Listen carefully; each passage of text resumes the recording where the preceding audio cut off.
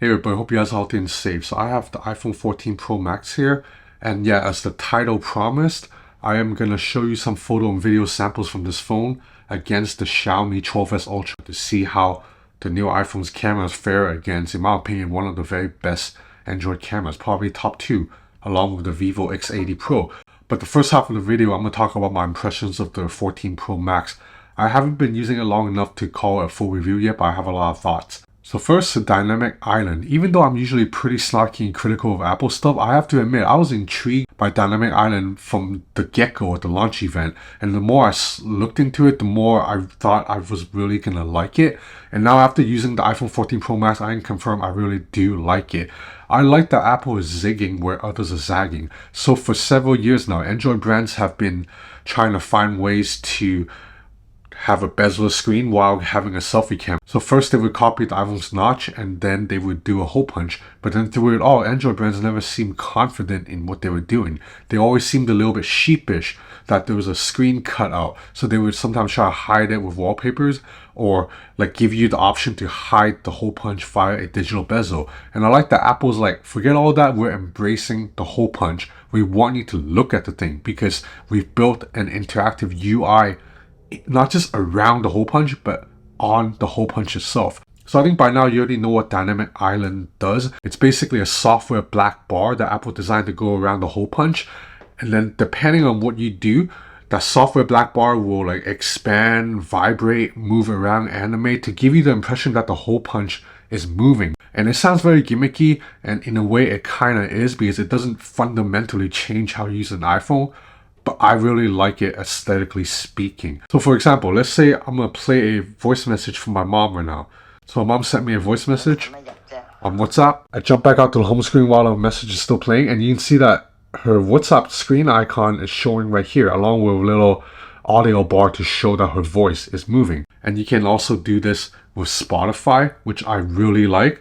So when you play Spotify, you jump back out to the home screen, you'll see the album cover art of Guns N' Roses along with a bar that's showing the rhythm of the music. And then if you do other stuff, for example, if you start a timer and you jump back out, the timer will actually count down on the dynamic island right there.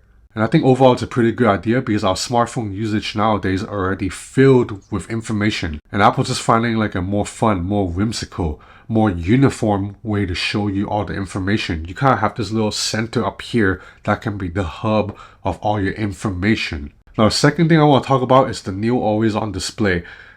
Apple's crazy, man. Apple basically made an always on display that is literally always on. This is my lock screen, so the phone is not locked yet. I'm gonna lock the phone right now.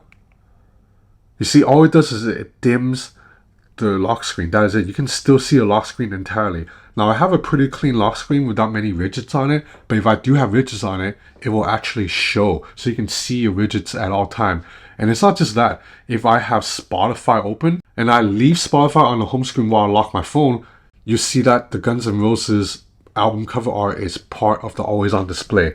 Like, this is an always on display right now, and it's showing the full album cover art and time and whatever widget I may have. So one is technically impressive that Apple managed to build an always on display that is showing you so much stuff that is always on while still keeping really good battery life. The battery life on this thing is really awesome and definitely will last all day for all but the heaviest users. And I believe I saw Mr. Mobile, he did a test where he left his always on display on a table for like 7 hours and then the battery only dropped like 5% or something. So this is something that only Apple can do.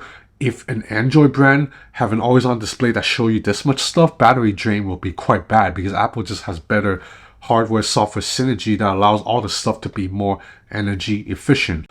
With that said, however, I do think this always on display maybe shows a little bit too much. It might be a little bit distracting. For example, if I'm trying to watch a movie and I turn off all the lights because like I like to watch movies in the dark and I have my phone face up, just a little bit distracting for me to still be able to see like the album cover art on the always on display. I mean, the fact that right now the phone is locked is crazy. Anyway, enough talk about just the iPhone. Let's look at photo and video samples because Apple made big claims about the new main camera here. It's a 48 megapixel sensor that Apple is using pixel binning to then produce a 12 megapixel image. Now, this is nothing new. Pixel binning has been around in Android for years, Huawei first did it with the Mate 20 Pro like 4 years ago. And to be honest, now it's still early, but so far I've taken a lot of photos with the iPhone 14 Pro Max side by side with the iPhone 13 Pro Max, and I can't really see a difference. All the photos look almost identical, even when I zoom into 100% to pixel peep. So that's probably not a good sign for the 14 Pro Max when it goes up against the Xiaomi 12S Ultra, because this phone was much better than the 13 Pro Max. And yeah, looking at the full samples, I would say the Xiaomi is winning so far. Now, to be fair, maybe the photos that I choose to shoot benefit the Xiaomi more, because I like to shoot night photos of cities with neon lights, and I think these shots just kind of benefit Asian Android brands a little bit more. Like, if you think about it, that's how Shenzhen, Hong Kong, Shanghai, Beijing, Seoul, Tokyo, that's how our cities look like. Whereas if you're Apple based in Cupertino, you have a more chill, more sunny, more warm vibe. So maybe the iPhone excels in those photos. And I do think that the iPhone does a really good job with portraits and photos of natural skin tone.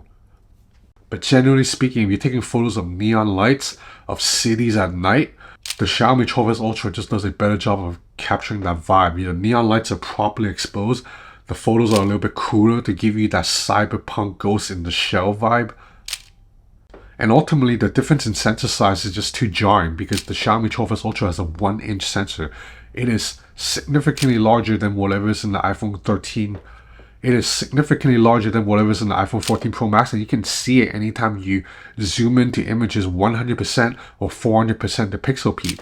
The Xiaomi 12S Ultra's image is just a little bit sharper with less noise, and photos look a little bit more organic with less digital processing.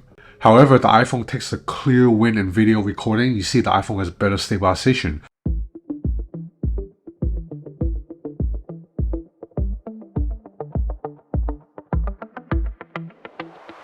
And also in the selfie camera department.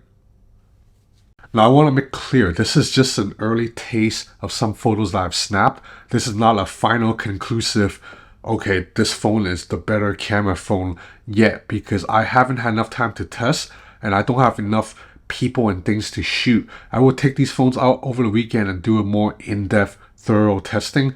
But so far, I think Xiaomi has the lead, and I think, unless you're an Apple fanboy, most of you guys would agree. So anyway, that's about it for this quick video. I will have a lot more content on the iPhone 14 Pro Max in the next few days as I use it more and make it my daily driver. I'm going to be back with a full review and also more camera comparisons against not just the Xiaomi 12S Ultra, but other Android phones too. So please stay tuned and consider subscribing to my channel if you haven't already. That's it for now. Thanks for watching.